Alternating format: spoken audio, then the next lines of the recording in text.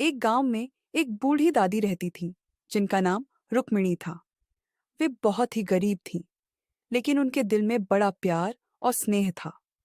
उनके घर के पीछे एक छोटा सा बगीचा था जिसमें केवल एक आम का पेड़ था।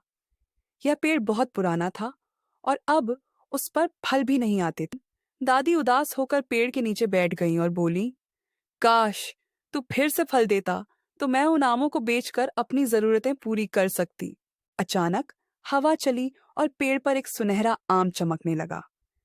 दादी ने उसे तोड़ा और बाजार में बेच दिया। उसे बहुत अच्छे पैसे मिले, जिससे वह खाना और जरूरत की चीजें खरीद सकीं। अगले दिन फिर से एक सोने का आम पेड़ पर आ गया। अब दादी हर रोज इस आम को बाजार में बेचती और गांव के गरीब लोगों की मदद भी करती।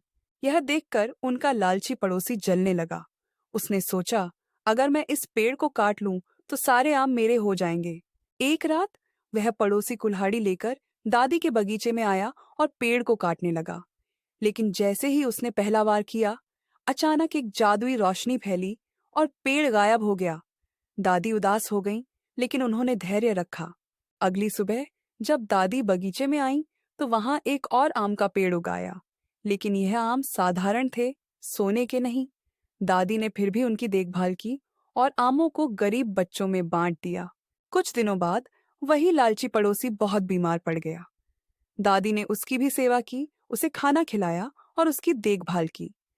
यह देखकर पड़ोसी को अपनी गलती का एहसास हुआ और उसने दादी से माफी मांगी। शिक्षा: इस कहानी से हमें यह सीख मिलती है कि लालच बुरी चीज है और जो दूसरों की भलाई करता है उसकी मदद हमेशा प्रकृति भी करती है।